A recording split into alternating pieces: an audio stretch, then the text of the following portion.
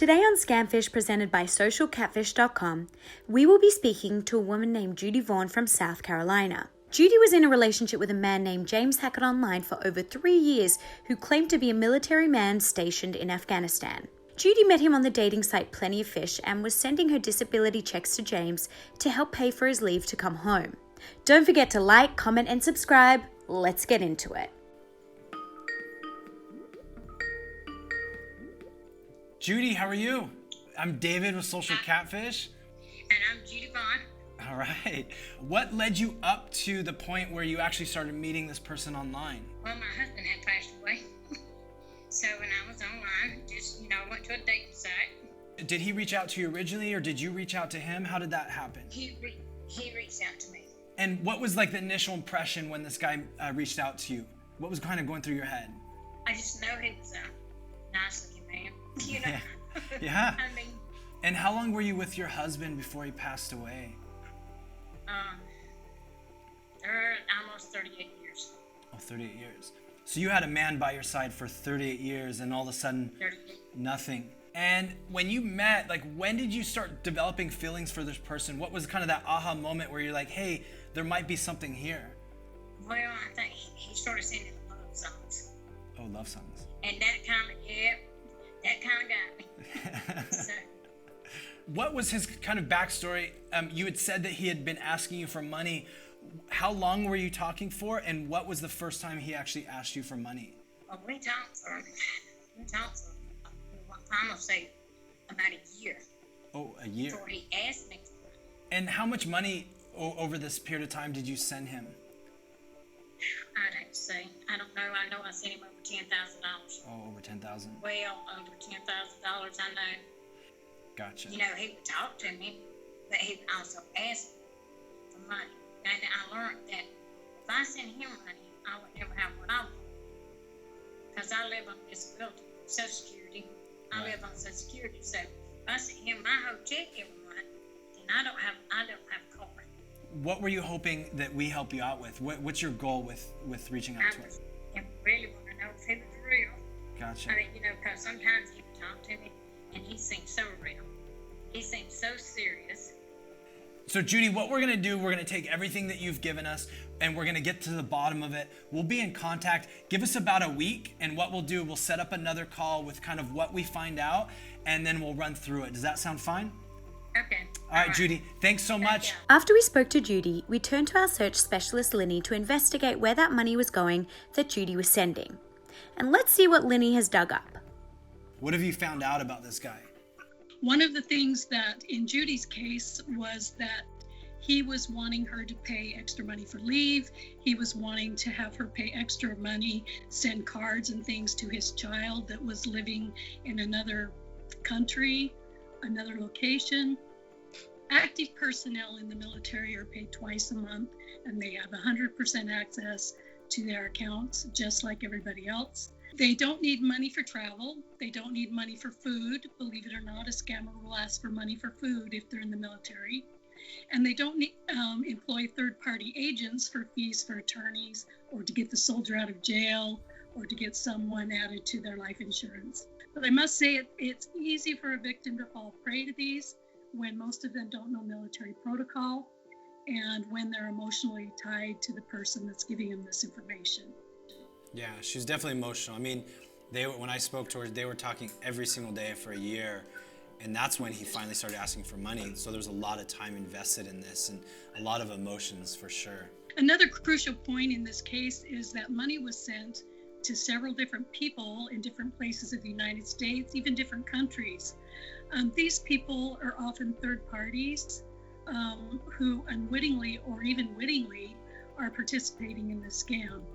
We checked out some of the addresses and the names that Judy provided, and we found that there are real people with these legitimate addresses that were easily found in public records as real.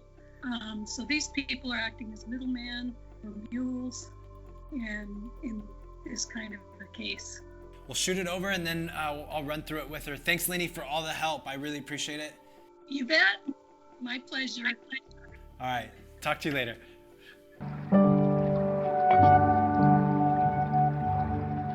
Hey, Judy, how are you doing? I'm doing fine. How are you?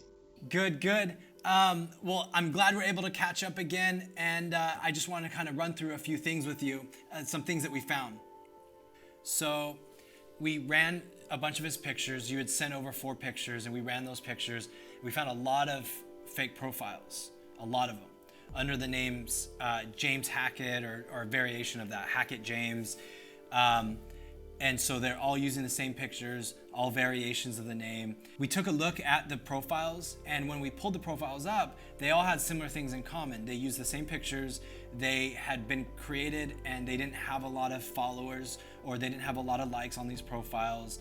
The only people that were commenting on the profiles were females, which typically is a sign of like a scammer, somebody that is going and using somebody else's persona and reaching out to people and trying to get women to fall in love with them to give them money. We actually got a hit for the real person.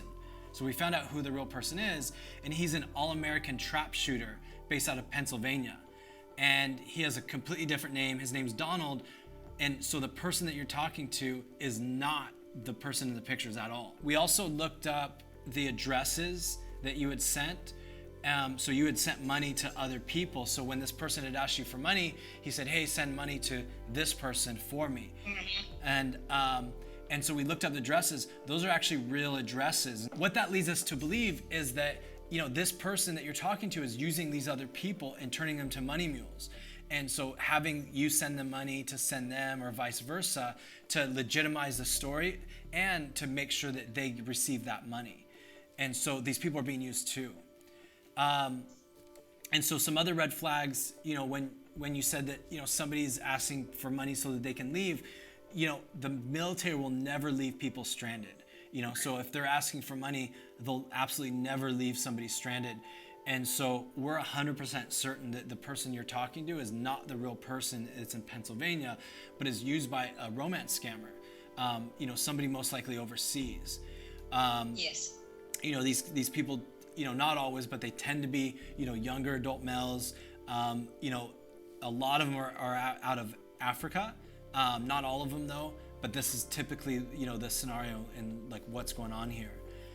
Yes. We also saw the profiles on, websites that ask you to speak to like men online, and the location. So we were able to look up the location, and the location was actually out of Lagos, Nigeria. And so, so that makes us believe that, the person that you're talking to is out of Lagos, Nigeria, and not necessarily in the military. Yes. So this is the stuff we found out.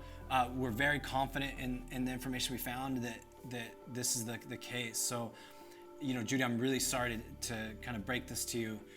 Sounds like you had your own suspicions though, huh? I mean, he was lying to me. I knew he was lying after a while. And what makes it so bad is my daughter-in-law looked him up right when I started talking to him and told me he was a scammer because it was on the computer. But I didn't believe her. So, all the love songs they sing, you kind of fall in love with them, and then all of a sudden you're not going to see them no more. Don't get me wrong, I still miss him, but I know better. Yeah. Well, I disappointed, but I'm glad I know for sure. And then what are the next steps for you, Judy? What's kind of your next move? No more men. No more men. My husband been passed away a little over 3 years. No more men.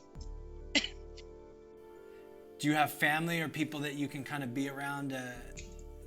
Yes, and there for a while. Let's see, I don't know how to say it. I didn't see my grandkids for about a year, so now they coming back around. So, but I'm staying with my mother too. I have to take care of her, so I have a lot to do. Well, I'm glad that you have somebody to stay with. I do wish you the best of luck, and I'm confident you're going to get that house. You're going to get your home and get back on your feet. I'm glad we were able to provide closure. And if there's anything you need, Judy, just let us know. We're here for you, okay? All right, now for sure do. Thank you. No problem. All right, Judy, you have a wonderful day. Stay out of the heat, and we'll talk to you later, okay? All right. Thank you. Yeah, bye. Bye. Are you unsure if the person you're talking to online is real or fake? Maybe you've been trying to get a family member or friend to come to terms and you have a story that you'd like to share about a romance scam. If this is you, email us at sharemystory@socialcatfish.com. By allowing our YouTube audience to hear about your experiences, you can educate them on what you went through and the signs you witnessed. Education is the best way to prevent these scams. Your story could be the reason thousands of scams are prevented.